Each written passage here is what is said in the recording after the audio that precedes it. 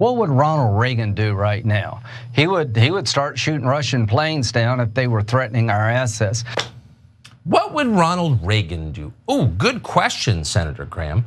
Ronald Reagan's two-term presidency was notable for the fact that he did not declare war on the Russian Air Force, and therefore the United States did not go to war with Russia. And millions of lives were saved as a result. You just watched Tucker Carlson attack Lindsey Graham for openly calling for war with Russia over the fact that a Russian plane collided with a US drone. Now, luckily, the United States has responded to people questioning whether we're gonna escalate war with Russia. And General Mark Milley's like, incidents happen and no, we are not gonna do that, which is the right way to go. But what Tucker failed to mention in his monologue there is that Graham made those comments on Sean Hannity's show, his colleague on Fox News. And Tucker's colleague Hannity was incredibly receptive to that pro-war message. Fox News now stands divided on the issue of how to respond to Russia, which is fascinating. You have Tucker Carlson taking a more, for lack of a better word, populist approach with the story. And if you look at the voter base for the Republican Party, there's a slim majority that's still supportive of the US supporting Ukraine. About 51% in recent polls want to continue providing aid to Ukraine. But that number has gone down considerably when you compare it to where Republican voters' minds were at in the very beginning of that war. So my view of this is that Tucker Carlson is just following where the voter base is and he's pandering to them. I don't really think he has a genuine ideology on this issue, but it doesn't matter. For the sake of this conversation, let's pretend like he does, okay? Hannity and Brian Kilmeade, though, openly cheerlead for the United States to engage in a hot war with Russia. So let's watch Senator Lindsey Graham's full comments, followed by the rest of Tucker Carlson's commentary. They shot down our drone. What should our answer be? Well, we should hold them accountable and say that if you ever get near another US set flying in international waters, your airplane would be shot down. What would Ronald Reagan do right now? He would start shooting Russian planes down if they were threatening our assets. Ronald Reagan's two-term presidency was notable for the fact that he did not declare war on the Russian Air Force, and therefore the United States did not go to war with Russia. And millions of lives were saved as a result. That's not a small thing.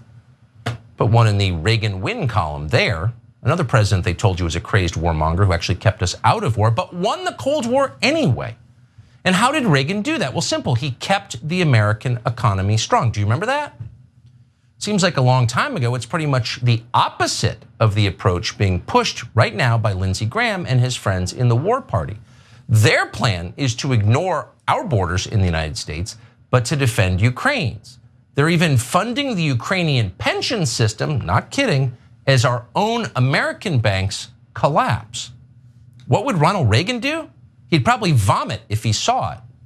We're glad Ronald Reagan is not here to watch Lindsey Graham invoke his name to justify anti-American stupidity. So while you have Tucker Carlson taking a clear anti-war approach to this issue and clearly calling out a Republican senator for his views on it, behind the scenes you have Hannity yucking it up with Senator Lindsey Graham on this issue and essentially cranking up the militarism to 11. Let's watch.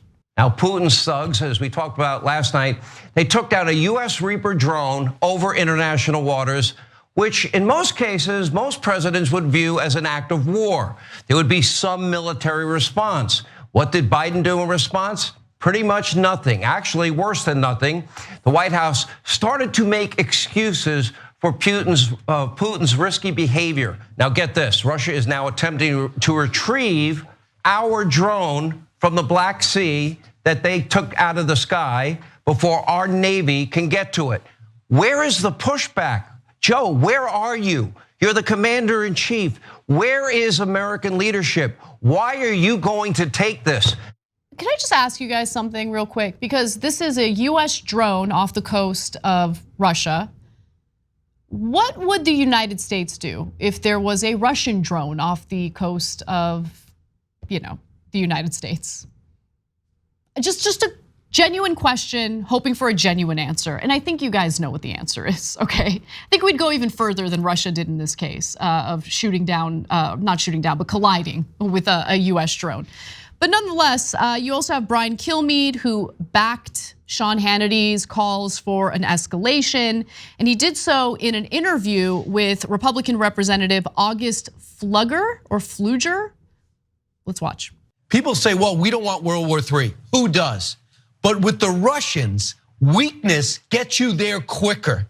They cannot afford to confront us. They cannot handle the Ukrainian army. Do you think they can handle NATO? Why don't we think boldly and strongly? You're exactly right. The only thing that Russians respect is strength. And this is the thing that our foreign policy, it starts at the top. We should have a strong approach in every aspect of foreign policy. And now you see the weakness that's coming out of the response here. The Russians respect strength. How so? The Ukrainian response to Russia's invasion has been incredibly strong. And Russia doesn't appear to respect it. I mean, it's just incredible to me how these neocons have learned no lessons from all of our foibles, our foreign policy foibles over the last several decades. And they just want more war. But here's the thing. You'd be naive to think that this is what they have organically come up with, that they've done their due diligence and they've read all the details, they've researched the matter, they're getting briefed on the matter, they really, really care, they know what they're talking about. No, don't be naive. Let's go to the representatives' campaign contributors in this case. And if you look at the defense industry, one of his top donors when it comes to defense. So even if the issue has to do with escalating war with a nuclear power, I don't know if people really fully understand that, okay? Mutually assured destruction is a possibility if you ramp up war with a nuclear power. But since their campaign donors demand them to escalate the situation, they're gonna do it. They're gonna do it, knowing full well that it could lead to the destruction of the United States through the use of nuclear weapons. It is out of this world, it is insane. They don't care. When you're greedy, you're willing to destroy anything for that money, anything, including the country you live in. It really is amazing to watch it. So we'll see how this disagreement within Fox News is gonna play out. It really is fascinating to watch, but I do agree, I can't believe I'm saying this, with Tucker Carlson's take on this. We absolutely should not escalate war with Russia over one of their planes colliding with one of our drones off the coast, off the coast of Russia. It's insane. Thanks for watching The Young Turks, really appreciate it. Another way to show support is through YouTube memberships. You'll get to interact with us more. There's live chat emojis, badges.